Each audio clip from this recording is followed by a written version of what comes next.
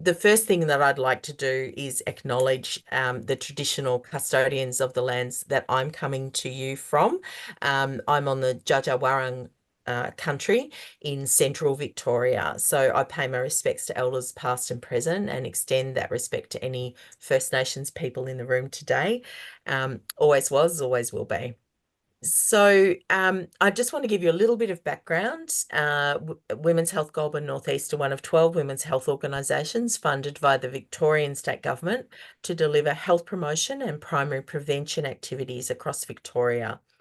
Our service operates across 12 local government areas in regional Victoria. We work with an intersectional feminist framework to address gender and health inequalities, and we do that through a rural and regional lens. So it's important to note that when we talk about women in this presentation and in general, that includes cisgender women, transgender women, and gender diverse people who identify with the female experience. So we work on systemic change. We know that while each woman has agency to make her own decisions, her agency is impacted by the systems that surround us. So this is why women's health has developed a set of aspirations to lead us into the future. And one of our aspirations is to centre care in all that we do. This work centering care led us to the national organisation Australia Remade. We first encountered them when they were researching their work, Reclaiming Our Purpose. It's time to talk about the public good. So Australia Remade's research found that there are a handful of basic goods and services that people want to be available to everyone. These came up time and time again in every conversation and group throughout their research. So it was regardless of people's socioeconomic resources, their location, their cultural background, or political leanings. Namely, they want housing, healthcare, education, jobs, access to nature, and access to the internet. Going deeper, Australia Remade distilled this into three core things. The people wanted the opportunity to connect with each other and to connect with place, the ability to care and be cared for, and pathways to contribute locally and nationally to who we are as communities and as a nation. So this partnership was made to be and led us to work together to better understand how we can centre care through disaster. So as I move to the next slide, through our work in partnership, we took a grounded theory approach via a series of qualitative interviews and focus groups, plus an online survey. And we centered our inquiry on two key questions. What does it mean for you to be cared for through disaster? And what sort of support do you and your communities need? So the result was our report, Care Through Disaster, a new lens on what's needed to survive through tumultuous times. So you'll notice that we love things in threes and we love things that are alliterative.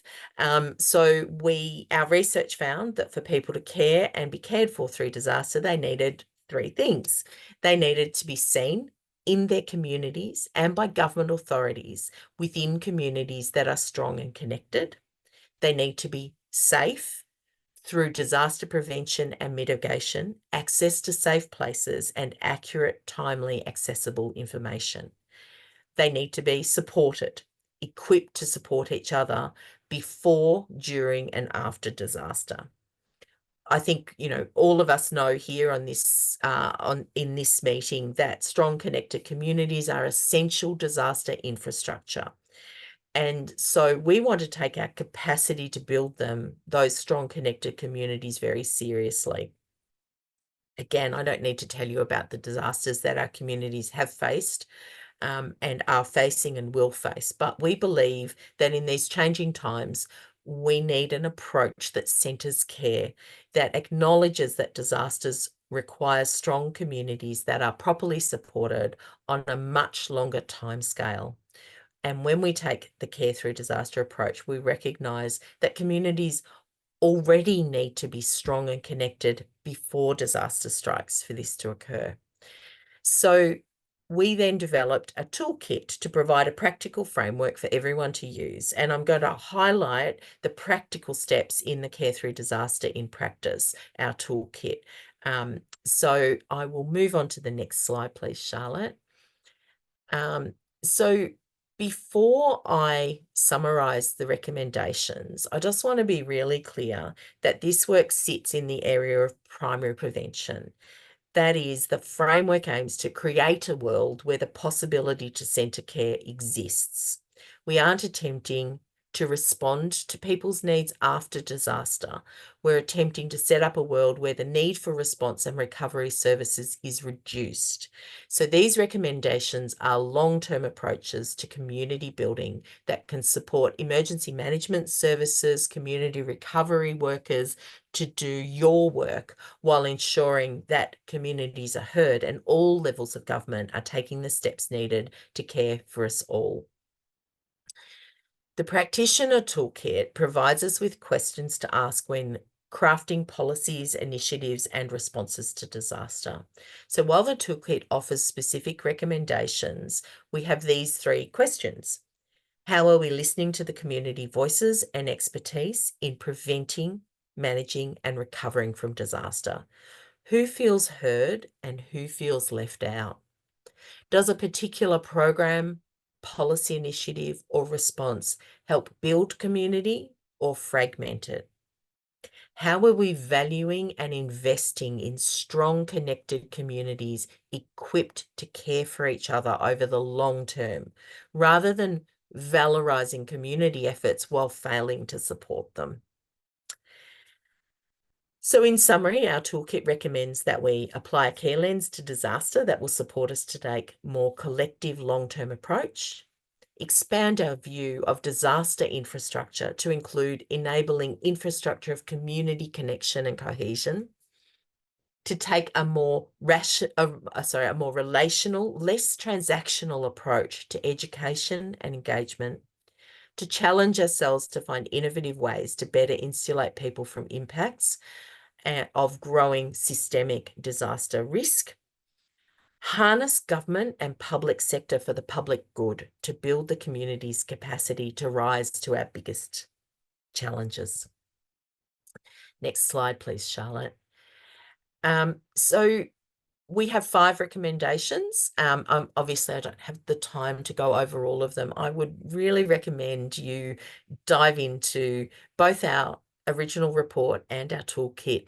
There are some fantastic examples of how these recommendations are already being thought about and implemented. And we have some aspirational ones as well. So very briefly, I just want to highlight 2 of the recommendations. So in community organisations, educating by conversation, not by broadcast. So in a disaster, of course, we need to tell people what to do. But we're talking about preparing for this, and we're talking about preparing for these disasters, preparing for issues that impact the community. And I should say disasters are cyclones, floods, bushfires, droughts. But there are also disasters that impact communities that can be very small. So, for example, in Northeast Victoria, we had some horrible moments, particularly after the 2019 bushfires. Several young men took their own lives. Those things impacted the individual communities very strongly. So, this is where we want to think about how we work in this right through, as I said, preparation through the disaster and recovery, and response and recovery. So educating by conversation, not broadcast, is basically sort of looking at our emergency services, our community recovery people, thinking about what's coming up next and having conversations. Making it ultra place-based, sitting in a circle together, getting hyper-local, inviting people to show their emergency plans and then sharing yours with them. Asking people specifically what they already know about disaster and what they know about preparation, and ask questions. One of the other ones that I wanted to highlight is local government, the recommendation to invest in safety.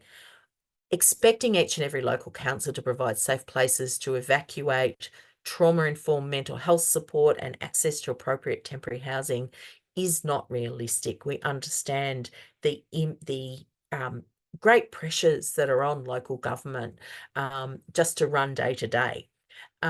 But somehow, but local councils can help to enable these things to see how they could be met in a more networked way. So, for example, at a high school gym in Northern Victoria, they received some funding from the Department of Education to refurbish the gym. And because the local principal had been through a fire, they decided to make the new gym a fantastic gym, but also suitable for use as a community evacuation and recovery centre at the same time. A council in South Australia owns and manages 6 caravan parks that can be used as holiday accommodation to bring in income for the council in good times and temporary housing for community in times of crisis. So very tight. There's some fantastic examples right through the report. So in the world of shrinking budgets and increasing pushes to prove the funding we receive is worth it, we need some strong principles and evidence to show what we do. Next slide, please, Charlotte. I just wanted to highlight the recommendation. We've looked at these at different government levels as well as for individuals and community members. And for federal government, we've gone big. We can push for change on the ground, but the systems that we live within need to be scrutinised and changed to reflect the change we want to see.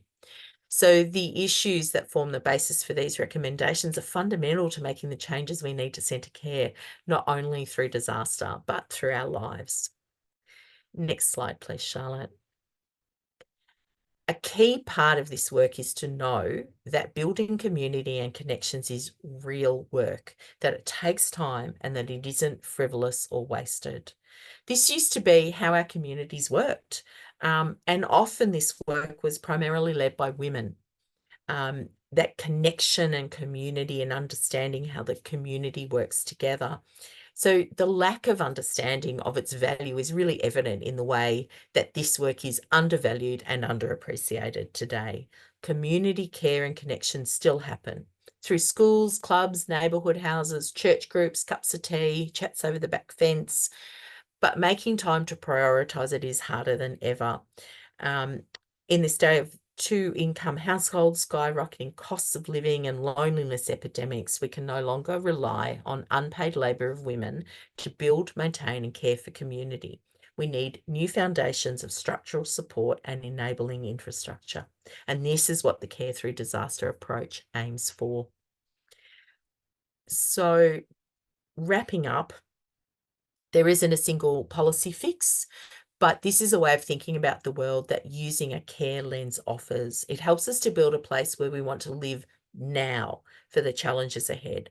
Rather than being flattened and fractured by escalating and overlapping crises, we can rise too. We'll know we're succeeding when we take care as seriously as we take defence. When we measure our success not by the size of our economies alone, but our capacity to care and be cared for through good times and hard times. Women's Health Goulburn North East, in partnership with Australia Remade, will be setting up a community of practice in 2025. We'll be bringing practitioners together from across Australia to dig more deeply into this thinking and this work. And as I go to the last slide, I want to say thank you. And that is it from me.